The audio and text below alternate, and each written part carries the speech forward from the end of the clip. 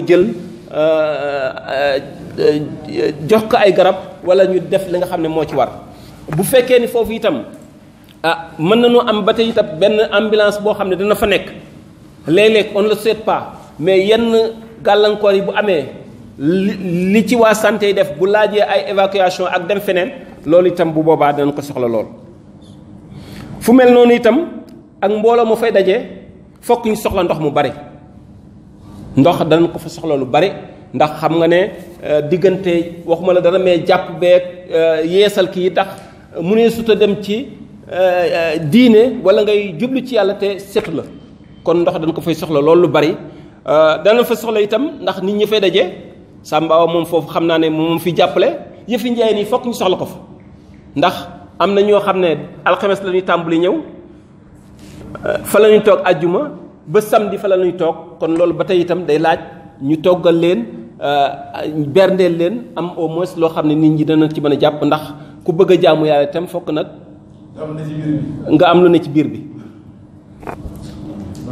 foofu itam problème mu électricité courant ba dafa faible lool foofu courant ba dafa faible foofu lool te sonorisation ak éclairage bi nga xam ne bëgg nañ ko fa ñu ngi ñaan Senelec benn ñu bañ a ñu defal nu ba fexe foofu kenn du ko def délestage jour boobu ndax cérémonie bi moom courant moom moo ko yore sonorisation bi ak éclairage bi bu amul rek daanaka affaire bi échec lay nekk kon waa Senelec aussi jàppale nu foofu d'abord ñu wàcceel benn ligne boo xam ne dana mën a attan sonorisation bi ak éclairage ba mais aussi ñu fexe ba délestage du am ci kii boobu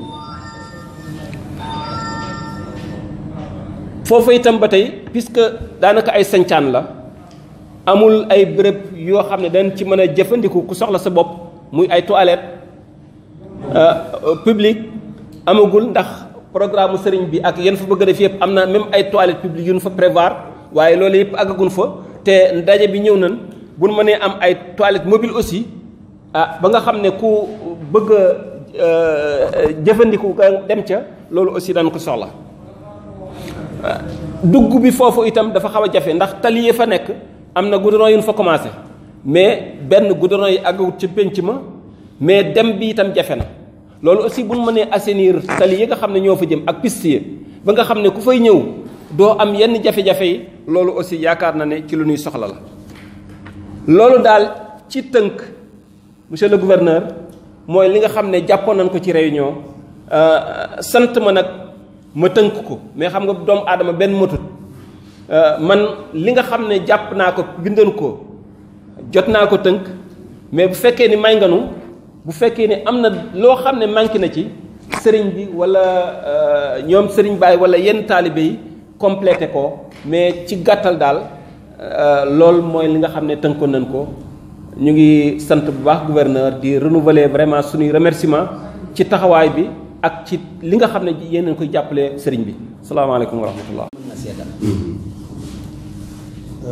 ñaareel bi moo doon wàllu chaise yi tribune yi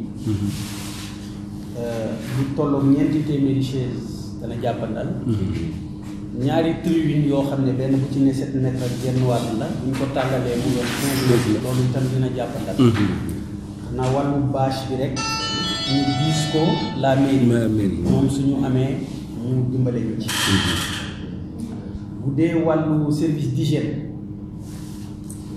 te mooy def foofu ay opération laabal bërëb bi rey gunóor yeeg yu demee noonu ni ñu ko waxee rek ñoom daal nit yu ko def dinañ ko am matériel bu ko def dinañ ko am mais produit yi moom lañ dul am ci service bi kooku tamit ñu sàkku ci monsieur le maire mu jàppale ñu ci ngir loolu mën a sotti boo defee kër yeeg école yi barab bu ñuy faggal yi rek ñu mën koo traité su dee ci wàllu santé yaakaar naa foofu xel dal na si ñetti yëf bu njëkk bi dañu waxoon benn poste médical mu bañ a sori yaakaar naa ne ndawal MCR li mu ci wax leer na à partir poste santé bu naka Cheikh Anta dinañ mën a def dispositif bi mu servir de poste médical avancé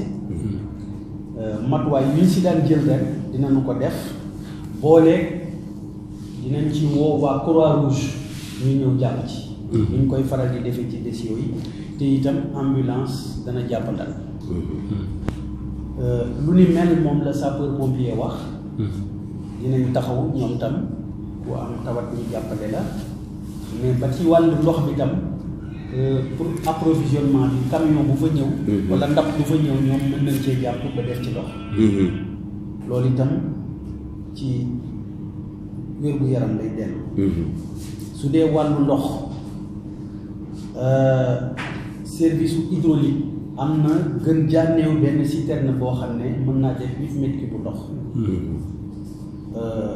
du tee itam daañu nañu koy faral di yëgal SDE. pour que bu ñu waree root ñoom ñu jàppandal ko te bañ cee fayee ko. danañ def note yegge leen ko. xanaa rek ne camion boobu citerne boobu carburant boobu en général comité d'organisation lañ koy laaj comité d'organisation tamit mën na koo sàkku ci monsieur le maire. bu dee wàllu denrée gi mu ne gan ñi c'est ça fi mu toll nii li mu wax mooy ne ay magasin dara nekku ci. waaye nag d'accord nañu ci ne nañ jël demande bi rek jébbal ko seen ay kilifa. ba xëy na diggante xàcc ak dóor lu ne xaj na fi daal. donte nag fukki fan moom xaw na gàtt. su dee wàllu toilette mobile dafa am ay jafe-jafe yu ci am si diggante ONAS. waxee ko noonu moo ñu gënal di jigee te waxtu wa ngay jigee nga xam ne lii du nekk. loolu sañuñu ko daal. ba ca des mooy wàllu yoon. xàll jekki-jekkal. dul xew-xew bi sax seen doléance la. xëy na dinañ ko war a jotal. même bu dul ci xew-xew bi danañ leen ko jotal. terewul tamit AGEROUTE. dinañ leen si ñaan buñ fa mënee def benn intervention. buñ mën maasale jekki-jekkal arrosé dinañ leen ko ñaan. suñu ko mayee danañ leen ko àggee incha allah. ba ca topp mooy wàllu courant bi Senelec ci ñaari fan. xam naa ne alxames beeg àjjuma bi lay doon. dana fexe ba dog-dogu courant bi du fa am.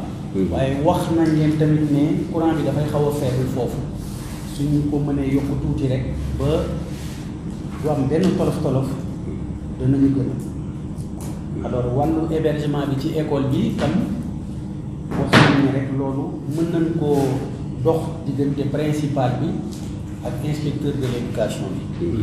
bu fekkee ne dañ koy soxla ci bés boo xam ne du bés bu xale yi di jàng. li ma xam mooy jafeñ-jafeñ du ci am. mais génne xale yi nag ci bés bu ñuy war a jàng loolu laa rafetlu trop sama njort. ñoom du ñu am sañ-sañ bi pour def lu mel noonu. kon loolu moo doon tënk yi. xanaa li si des mooy ci turu gouverneur.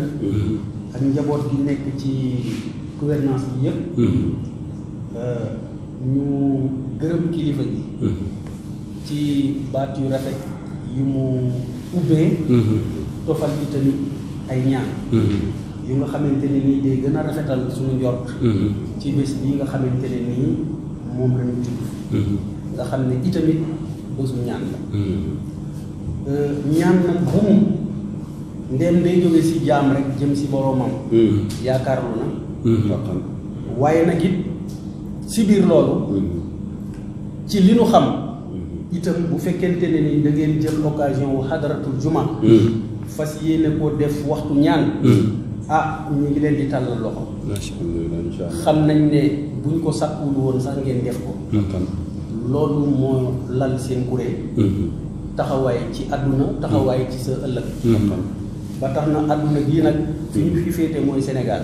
ci ëppalewuñ leen ci. waaye nag it comme suñu borom daf ñu cee dénk. lu jiitu sax ci bés bi ñu ngi leen di wax ne fasaaleel leen ñu suñu réew mi. incha allah lu jiitu bés bi ñu ngi leen di wax ne fasaaleel leen ñu suñu diwaan bii muy Diourbel. ñu ngi leen di wax ne fasaaleel leen suñu kilifa yi nga xam ne ñoom la suñu borom teg fii. bu leen ñu fàtte ci seen jëm bopp. bu leen fàtte suñu ay njaboot. bu leen fàtte képp koo xam ne ñu nag moom ñoo bokk yéene ci diwaan bi ak ci réew mi ak ci Afrique ak ci Afrique. waaw moom daal fasaale leen ñu Incha Allah. ci bésu xadaratul jumaa yi incha allahu taala. su doon benn daayira sax yaakaar na rawatina nag xadaratul jumaa national waaw la fay teew ci lim kenn ku nekk ak kurusam ñu xàccandoo dóorandoo booba bu dal xaw ma ban mooy daal macha allah yaakaar. kon nag ci kattanu suñu borom daal dóor leen te na daal alhamdulilah. incha allah loolu mooy kaddu yi ma si alhamdulilah rabbil alamin. di delloo kaddu bi kilifa gi mu mën a joxe ay impression waaye tamit jiitalal ñu ñaan ci bés ba léegi ñu yëkkati jotaay bi. incha allah. xadaratul jumaa bi ak cérémonie officielle bi xam naa paaka ñaari boor ngay doon naa wër na imaam la moom kër yi daal day dal bu baax waaw. waaye ñu ànd ko gouverneur ak préfet ñu ngi leen di invité daal ci lépp waaw comme ni nga ko waxee rek ay tubaab fi nekkoon waaye ay tubaab nekkatu fi léegi ñun ñoo fi nekk kon mën nañoo ànd lépp mën nañoo ànd julli tàkkusaan bi ànd wasifa wi ànd xadara bi julli timis door a jóg bi ci cérémonie officielle ñaan itam moom la ñuy tëjee ñaan ci bis bi yàlla na ko yàlla sottal ak jàmm yàlla na lépp yomb ñaanal gouverneur ñaanal chef de service yi yàlla na yàlla yokk seeni man-man ba li ngeen yéene ci réew mi ngeen mën koo mottali nañ ko ñaane woon ca tàmbali ba at mi jeex na waaye ñu delluwaat ci waxu yoon waxam ji mu wax ne xaasibu anfusakum qabla an tuxaasabu xam nga xisaab dafa am nit ki bu faatoo balaa muy dem barsaab dañ koy xisaab yonent bi nee na bala ñu leen di xisaab leen seen bopp at mu jeex ci jullit nag mooy na nga natt sa bopp lan ca def te muy lu neex yàlla nga sante ko yàlla gërëm yàlla ko defee yàlla dina la xiirtal ca at mu bees ma nga def lu gën a baax kon yàlla ñu yàlla nangul suñuy jëf yu rafet waaye xisaab sa bopp itam ci lan ca def ci ay rëcc rëcc nga rëcc ko ñaan yàlla mu jéggal la damay wax ne li dàq li fi dàq mooy àjjana àjjanay biir ak biti nag dafa am mooy àjjanay tey ak àjjanay ëllëg suñ borom nag moo bari yërmande ci ñun ba yombalal ñu àjjana moom lañu suñu borom yombalal lool lool lool kon suñu borom moom ñun doomu aadama mënuñu koo jaamu yàlla ku toll ci xéewal yim ñu defal kon yàlla ñu yàlla xiir ci lu baax yomb na ba ki dem bi ma jullee jumaa rek ci xutba bi nee naa leen te bokk na ci liy firndeel ne yàlla yombalal nañu àjjana mooy yonent bi sallallahu alayhi wa sallam fi mu waxe ne képp ku wax ne astaghfirullah alazim alladi laa ilaha illa huwa alxayu alqayum nga wax ko 70 fois yàlla jéggal na la say rëcc rëcc yépp kon nañ ko def ci at mu jeex mi 70 fois jafewul astaghfirullah alazim alladi laa ilaha illa huwa alxayu alqayum tey la at mi jeex nañ ko ci def 70 fois yàlla nee na jéggal naa la lépp walaw kaana misla zabadil baxri zabadul baxri nu mu toll kenn mun koo lim nee na bu doon say bàkkaar toll na noonu sax man yàlla jéggal naa la xam nga looloo tax ma ne yàlla yombalal nañu àjjana waaye jafeel ñu lool nag lay safaanu àjjana muy natt ko yàlla jafeel nañu ko lool dem sawar moo jafe waaye seytaane mooy taxaw ci suñu kanam nag di ñu xiirtal ca la ñuy jëme ca loola kon yàlla nañu yàlla gëlëmal yàlla nañu yàlla gumbaal sax ci lépp lu ñuy yóbbu ca safaan ba te xiirtal ñu ci li nga xam ne mooy tax ñu am ngërëmul yàlla tey ak ëllëg te mooy lu demee ni lii rek ñuy def muy xadaratul juma bokk jaamu yàlla te xadaratul juma li tax mu am solo tiijaan la ko yàlla baaxe waaye jullit yépp la ko yàlla sant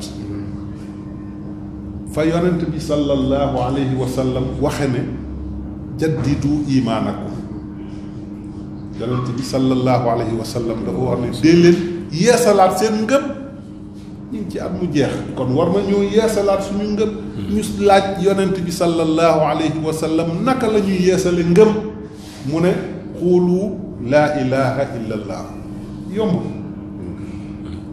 laa ilaha illa allah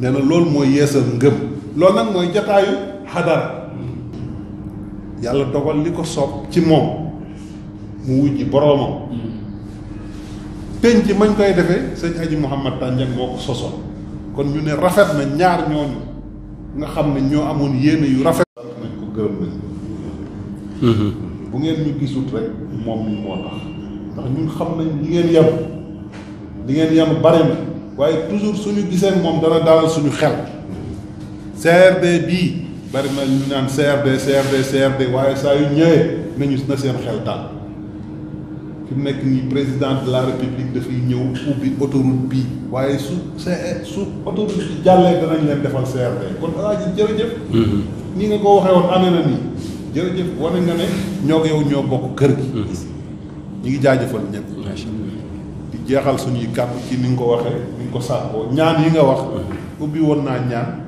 ñaan nu mu gën a yaatoo rek gën a baax imaam te dëkk bee ñu jël ñu Tandiang imaam baa ngi fi nga joxe dog imaam Ndiaga Mbaye ñu ñaanal gouverneur ñaanal ministre yi ñaanal président de la République ñaanal réew mi dal ak jàmm ñaanal chef de service yi ku ne service ba nga ne yàlla nañ ca yokkoo baax a baax yàlla yombal yéene yi nga xam ne am ngeen ko ci liggéeyal réew jërëjëf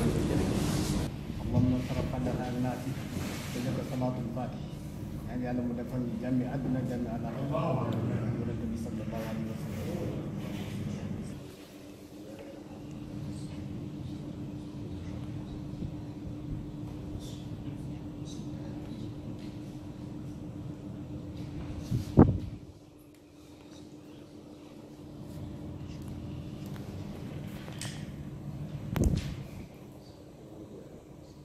اللهم صل على سيدنا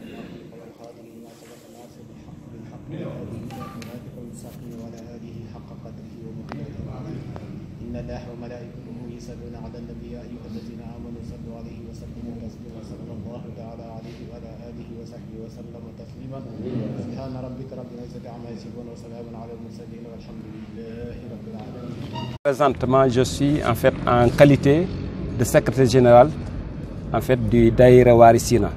Warisina, en fait, c'est un Daïra qui s'occupe en fait de toutes les organisations qui se déroulent au niveau de la famille de Feu El Hadji Mamadou Tandiang. Voilà, un CRD sur donc le Khadaratul Juma a été organisé aujourd'hui. Quelles ont été les préoccupations des organisateurs de ce grand rassemblement?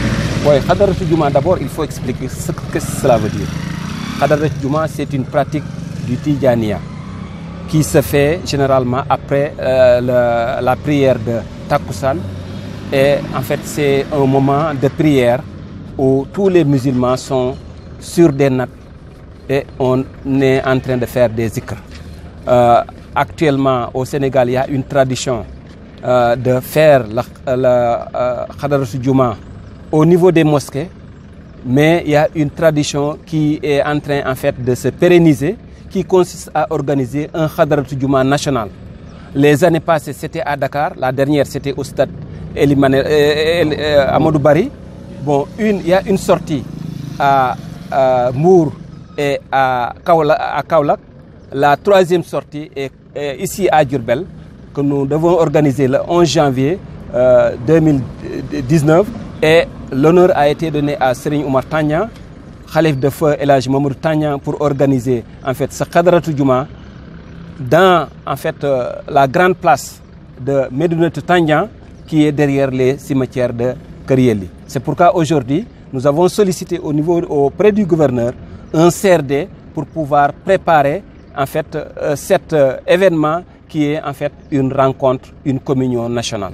Voilà, on sait que ce quartier donc de la périphérie de Diourbel souffre de beaucoup de maux. Est-ce que vous avez soulevé les préoccupations? Oui, nous avons soulevé beaucoup de préoccupations. Je pense que peut-être les préoccupations sont nombreuses, mais quand même nous avons essayé de lister certaines préoccupations. D'abord, l'accès. C'est un quartier en devenir. L'accès est très difficile et nous sollicitons en fait les autorités pour au moins assainir l'accès en essayant au moins d'aplanir les routes parce que si nous n'a pas un bon accès, en fait, la participation sera moindre par rapport à la population. Nous avons aussi sollicité au niveau du gouverneur, en fait, la mise à disposition de tribunes, de bâches et de nattes, parce que Hadratul Juma aussi, c'est un rassemblement de plusieurs personnes et nous avons sollicité à ce niveau des instruments pour pouvoir accueillir les gens. Nous avons sollicité aussi à ce niveau, en fait, de l'eau, parce que en fait, c'est un moment de communion religieuse. Quand on parle de religion, on parle d'abord de pureté. Donc il faut de l'eau, mais il faut aussi en fait des denrées parce que la restauration des gens qui devront venir à partir de jeudi, vendredi, samedi, ça nécessite en fait un soutien en denrées pour au moins pouvoir restaurer et mettre les gens à l'aise. Nous sollicitons aussi la sécurisation du lieu. Compte tenu en fait de l'engouement de toutes les personnalités qui vont converger vers ce lieu, il est normal en fait qu'il y ait en fait, comment dirais-je, un soutien logistique par rapport à la sécurisation des lieux. Donc la police, la gendarmerie, sapeurs-pompiers, pour pouvoir au moins sécuriser et mettre les gens dans des conditions de faire leur piété. Nous avons sécurisé aussi sur le plan médical. Parce que compte tenu du regroupement, on voit qu'il y a beaucoup de personnes, donc l'aspect médical n'est pas laissé en rade.